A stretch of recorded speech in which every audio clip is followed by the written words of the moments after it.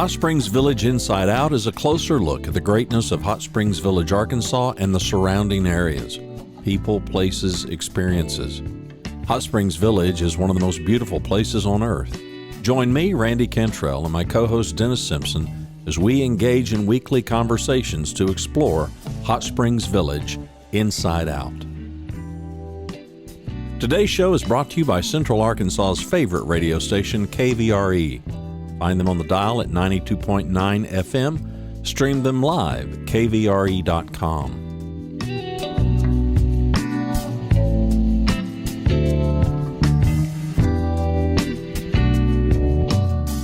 RE/MAX of Hot Springs Village. The award-winning RE/MAX of Hot Springs Village is the largest real estate office inside the village with over 30 full-time agents and support staff.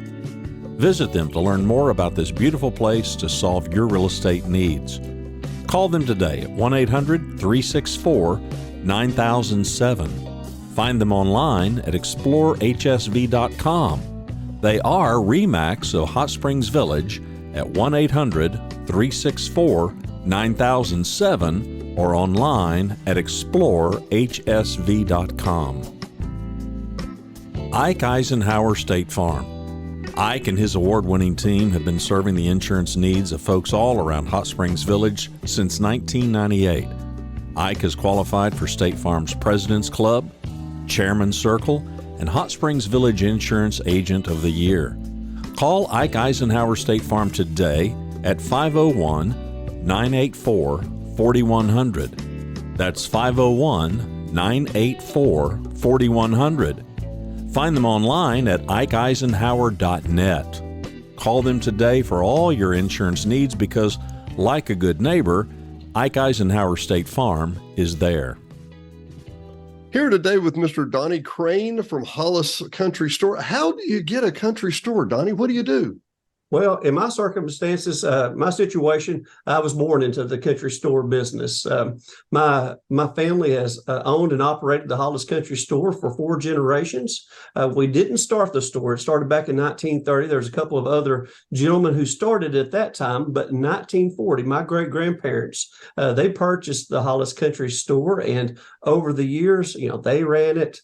My grandparents, other aunts and uncles, cousins. And back in 2020, my wife and I, don't know if we had COVID fever or what, but we purchased the store from one of my cousins. And so we're in the country store business. Now, has it been in continuous operation or up and down sometimes or what? Oh, it's been continuously operated since it began. So, it's just, sometimes the different faces have changed with the family and different ones, but no, it's been continuously operated ever since then. Well, I tell you what, I'm going to ask you to share some photos in a minute, but while you're doing that, I'm going to tell people where greater Hollis is, not the burbs, but the greater Hollis area.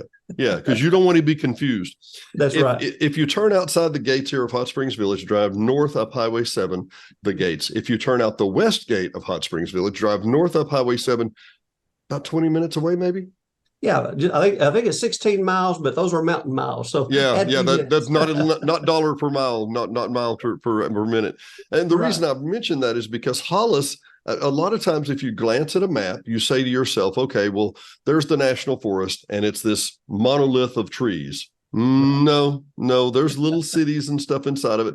And Hollis, renowned, I love the Hollis CCC camp, which we can come back and talk about in a minute. Right. But Hollis is a pretty historic area, actually. And I'll tell you what, go to the pictures and then give us a little history. I'm fascinated. I know our listeners are too.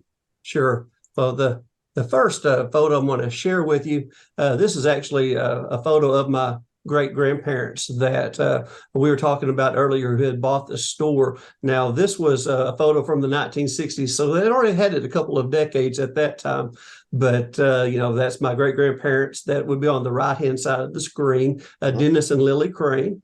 And for years, she primarily was the one who operated the store.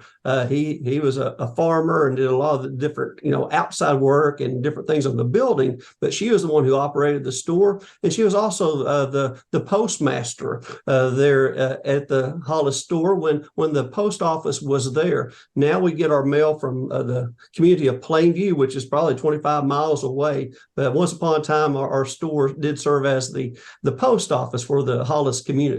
Now, is this where the fried bologna sandwich started from?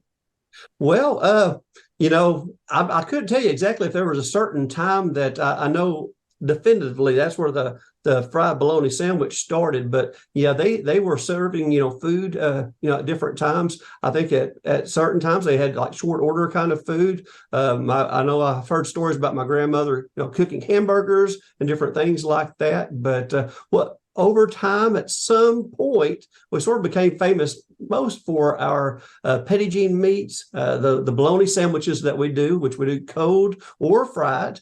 And so, that's really what brings the people here. And, now we do, besides the bologna sandwiches, we also do ham, we do chicken loaf and, grilled cheese, things like that. So it's a little bit more of a deli kind of option now than, maybe the short order stuff it had been in the past. But so we've been serving good food there at the Hollis Country Store for generations. Well, I'm trying to give people a feel. And like I say, it's the National Forest is not a monolith, obviously. It's a patchwork of things.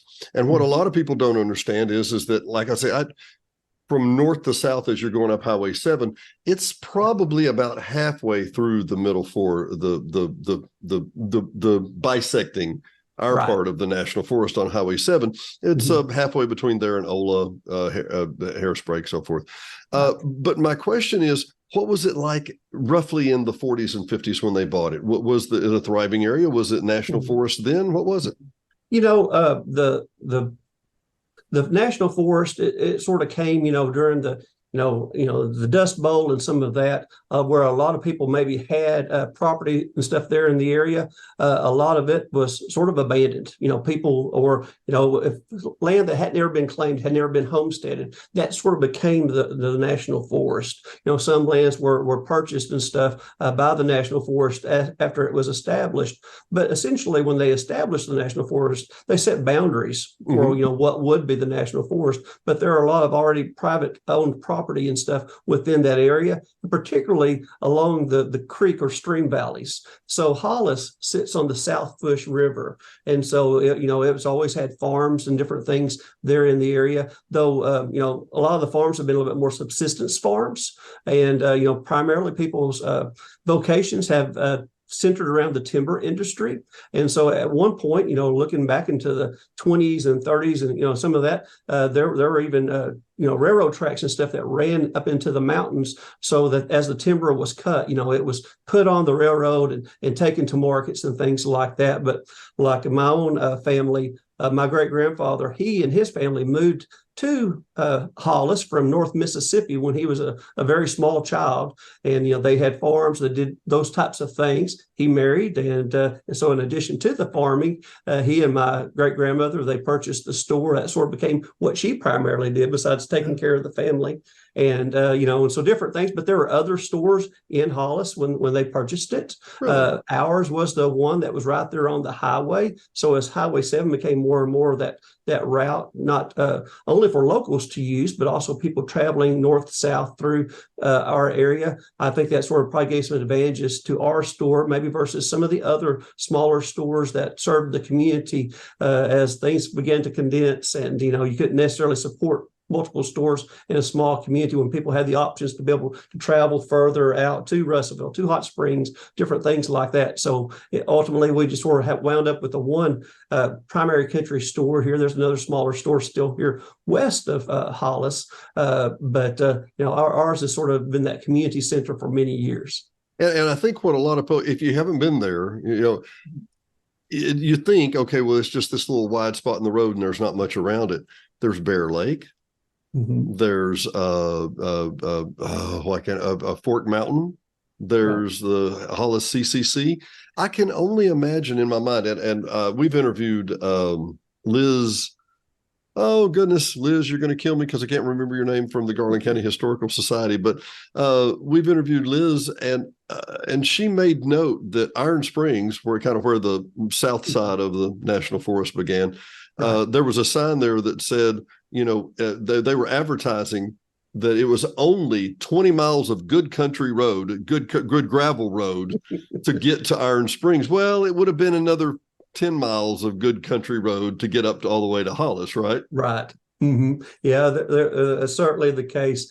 And actually, in my own family, we have strong roots not only in the Hollis community, but they're in the area around Hot Springs Village. They're in Jessieville. It's one of those things. I mentioned my grandmother, who was the one making the hamburgers and different things. Her family's roots go back there in the what has become Hot Springs Village in that area back to the 1830s. They were some of the original non-native settlers that settled along the Ouachita River, and many of them had to move up to higher ground when Lake Ouachita was created. But so anyway, definitely our family roots go back deep to that part of the country, and we're very proud to call it home, and share a little bit about that history that sort of makes our area a little bit unique and different, and again, some of those stories, some of that heritage that might have been lost in a lot of different ways, if folks like us weren't trying to preserve it. Well, and you make, exactly. But you make a really great point. And that is that, I always wondered, I thought, how do you go in and take 1.7 million acres and just say, okay, now you're going to be a forest?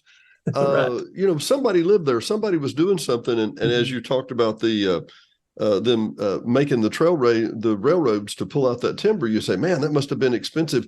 That was virgin timber, people. It had never, ever, ever been cut, right? Certainly. I mean, we've got great timber resources now, but to imagine what had been there naturally before, it's probably pretty mind-boggling. It probably is. Well, and so did you have any more photos you wanted to share? I want to show this particular photo, if I can work the magic of the. Well, while you're doing, let me explain. Enough. I encourage people. You're open Tuesday through Saturday. Is that correct? We're open Wednesdays through Saturdays. Wednesday through Saturday. 8:30 a.m. to 4:30 p.m.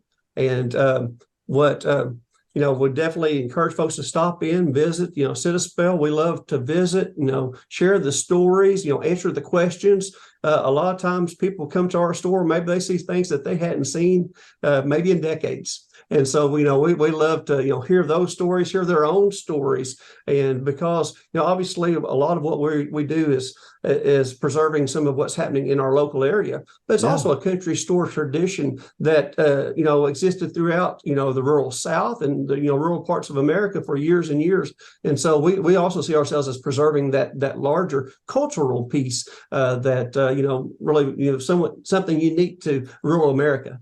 It's funny you should say that, because in my mind, I can hear people say, somebody ought to be preserving that. Well, nobody's going to do it unless you do. Somebody better be you some days, right, Donnie? That's right. That was, again, one of those sort of motivating factors when my wife and I made that purchase a few years ago. Was we sort of came to that realization that, this was something that was important to us, that, we thought, was something of a calling, and we wanted to answer that.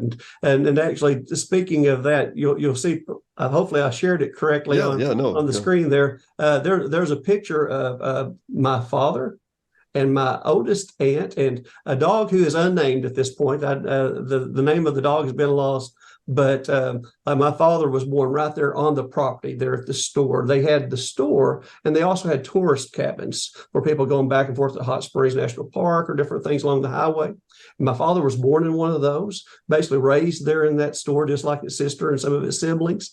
And for actually interesting thing too, the lady that's shown here, she has lived most of her adult life there in Jessieville, and for years and years she was the Jessieville postmistress. Her name is Carolyn Castleberry. So if anyone might know Carolyn, that's an early picture of Carolyn there at the Hollis Country Store. And the Castleberries are all over this area. They're home builders and all kinds of folks, and great people.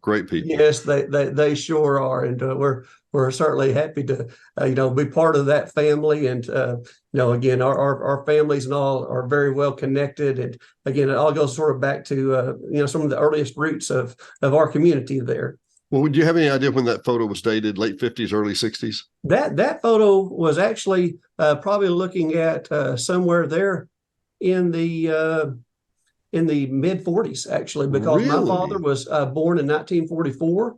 And so he was probably about a year old when that photo was taken. And so that's sort of how we can essentially date it. Mm-hmm. And there are also a couple of additions that you can see there. The main part of our store was constructed there in the 1930s. Yeah. And then there were a couple of wings added in the 1950s. One was when my father and, with his parents, they were running the store, had a lot of kids. They had to find more space to put them. And so they had it on a wing. And then they actually also added a wing that is on the north side of the store that was for feed and different things like that. So that picture that I shared of my father and my Aunt Carolyn was actually before those additions were made. If you look at the bigger picture, we can see it. Well, and I'm trying to give people a sense of what it really would be like. Well, I mean, the road obviously wasn't paved in the 40s, right? That's right. There was not electricity at that time. Oh, really? There was a generator that was located at the back of the store that powered what we needed at the store for our operations. But it was, it wasn't until the early 1950s that the electrical co-op brought power to the Hollis community, and obviously changed a lot of the things in the community at that time. But I think it's hard for our kids today to even fathom what that would be like. Well, you had electricity. No, when the sun went down, it was dark. Unless you had a fire, it was dark, right? Yeah, certainly. And I mean, there's even the addition that was put on, probably around that same time frame in the 1950s, where we now have our indoor restrooms and things for our customers. Because obviously that wasn't a feature when the store started in 1930. Well, let me see if I can tie in. And I don't know. You're going to have to correct me if I can. But in the late 20s, early 30s, we started building the CCC camp not far from where you're located, right? Correct. Which stood for the Civil Conservation Corps. Now, these are people that built the roads, built the National Trail, built the furniture at Petit Jean, not directly, but some of these people. Mm-hmm. And there were, if you haven't been to the Hollis CCC camp, there's remains and concrete pads of where they had everything, but they had bakers, they had photographers, they had plumbers, they had carpenters. And you think, okay, well, what were they doing? After the Great Depression, which lasted quite a while in the South, right? It certainly did. As the song with Alabama goes, somebody told us Wall Street fell, but we were so poor we couldn't tell, right? Exactly. Didn't hit us very hard. Well, but it did continue to hit them.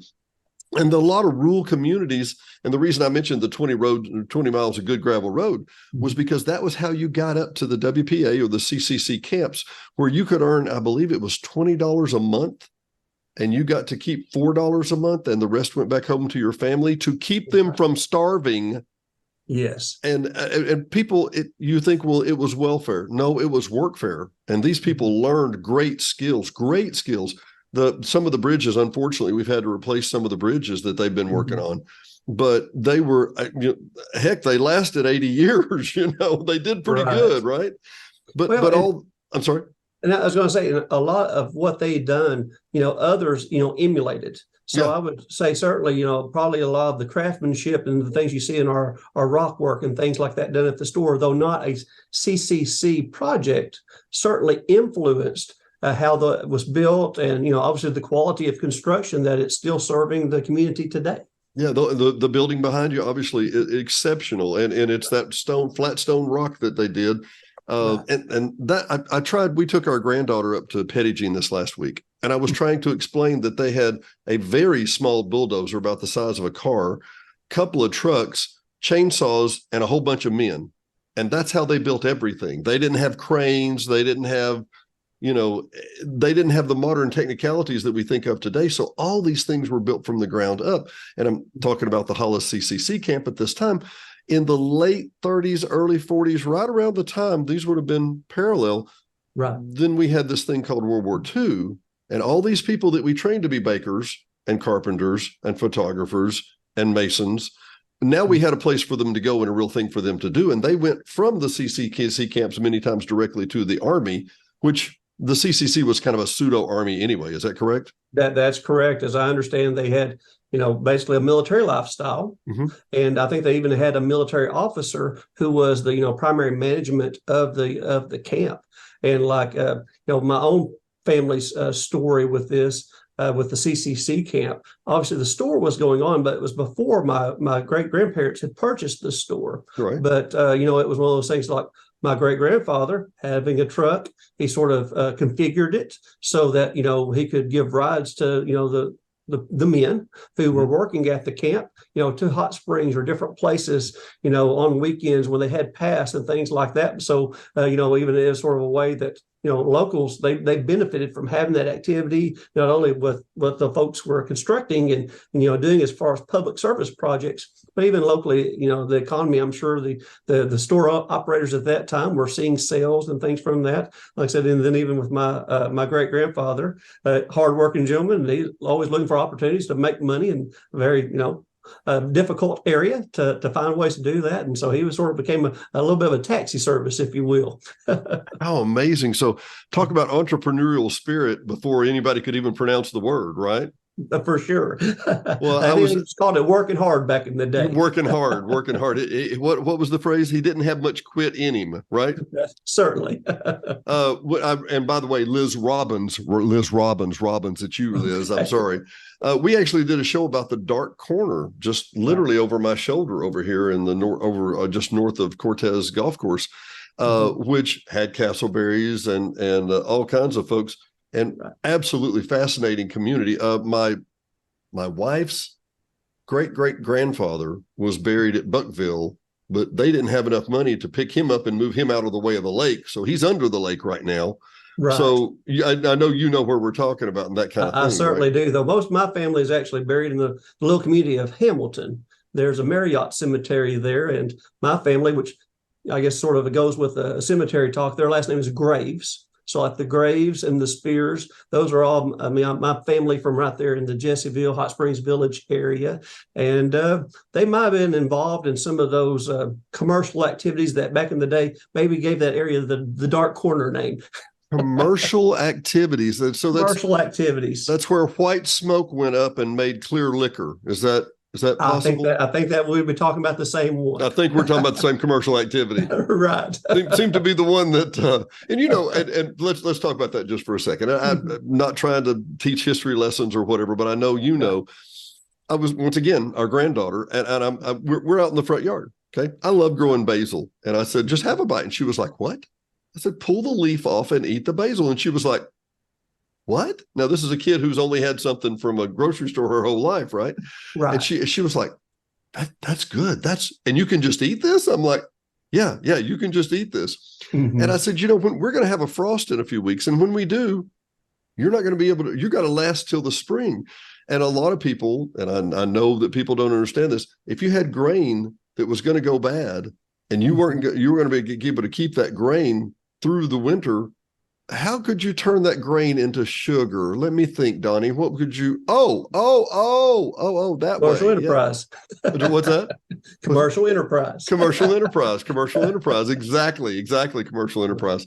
Donnie, do you have any more shots from inside or anything? Well, I've got a picture here that I'll share from inside, and actually, it's I know I've talked about her, but I hadn't had an opportunity to show. Very proud of my beautiful wife, sure. Melissa, who she is actually not a native of Hollis. She grew up just east of Hollis, a little further down the ridge, a little community called Little Italy. And Well, not everybody can be so lucky as to be from Hollis, Donnie. I mean, right. Come on. But anyway, so she and I are the ones that are operating it now, and we just really enjoy it. And like I said, she probably does the majority of the work there day in, day out. And it's that smiling face that most of your listeners and viewers will see whenever they when they visit the store. And and hopefully, if I'm lucky enough there on Saturdays, I can visit with them as well. So. Well, and I see great pictures. And unfortunately, I was hoping we could come by this last weekend, but I wasn't able to. We had a detour or whatever. But I want to come by. I want to get some pictures. We have, you guys are, you have a day job, and I understand, and you do obviously very well at it, because I don't think we've ever had any other small country store that has their own Wikipedia page, that has their own Facebook link there. And so we've been kind of blowing you guys up simply because I just know when people go there, they're going to love it. And the history, the feel, the look, the people, right? Right. Well, and again, that's when my wife and I purchased this 3 years ago, that was our whole intent. We wanted to be able to deliver on that country store experience. It's what we've been doing. And so in a lot of ways it comes naturally, but by also, you also have to sort of work hard at it. Yeah, I bet. to make sure that we're constantly looking for nostalgic products and different things that we can offer that maybe it's a little bit harder to get, but again, it just sort of brings that nostalgia. People can go back to their childhood, or maybe even introduce their children or grandchildren to things that they treasured from growing up, and we love to be a part of that. So, Donnie, have you had a chance to go to Branson, to Dick's Five and Dime in Branson? I have. You have that grin.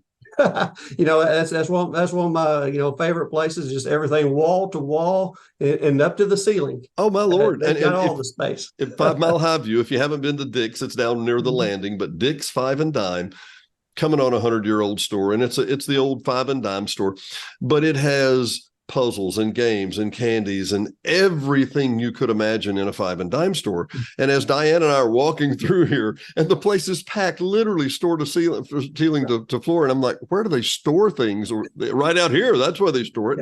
And exactly. And I told Diane, I said, we looked around a minute, I said, oh my God. She said, what is it? I said, this is a grandparent store. She said, what do you mean? I said, kids would want to buy stuff in here, but no, grandparents come in here and go, ooh, you need, the old timey slingshot, BB slingshot or the rock slingshot or whatever.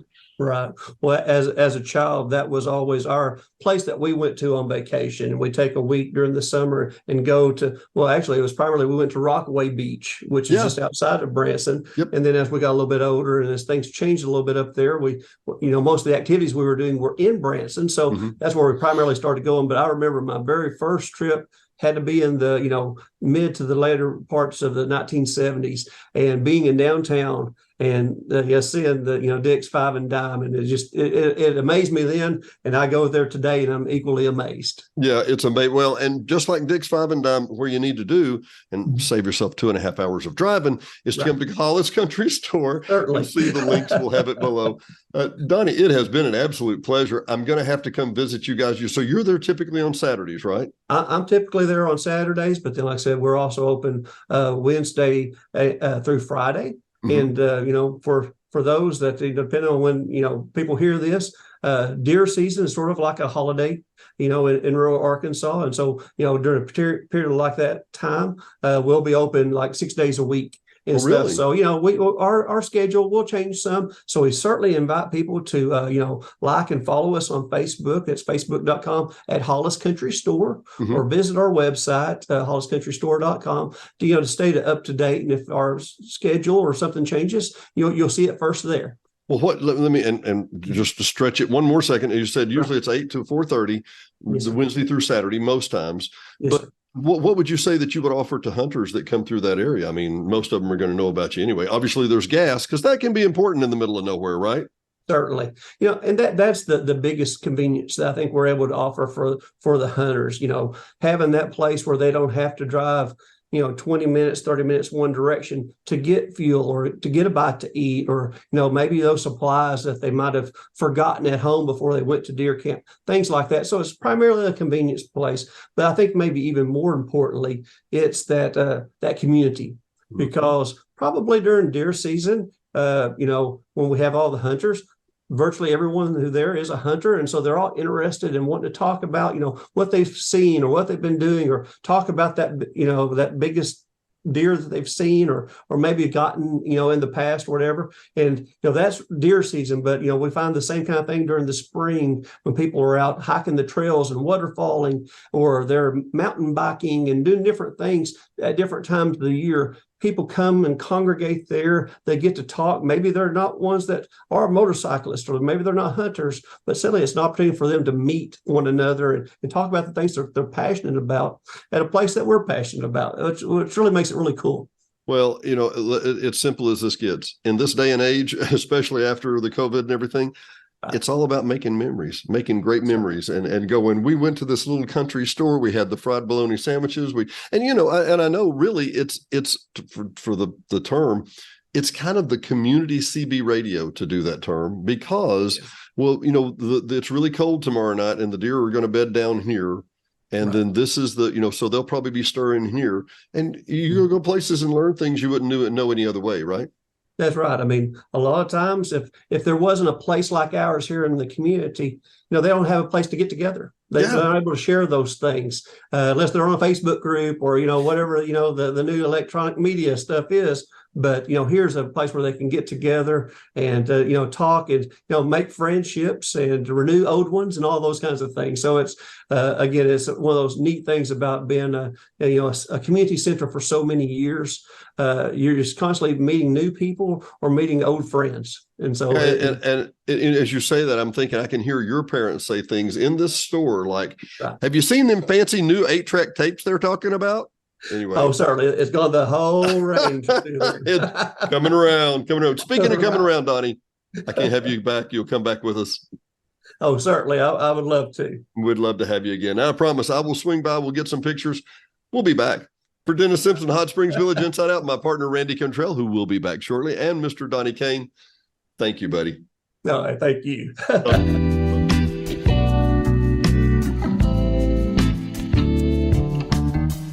Thanks for watching and listening to Hot Springs Village Inside Out, a weekly podcast starring Hot Springs Village, Arkansas. Visit the website at hotspringsvillageinsideout.com.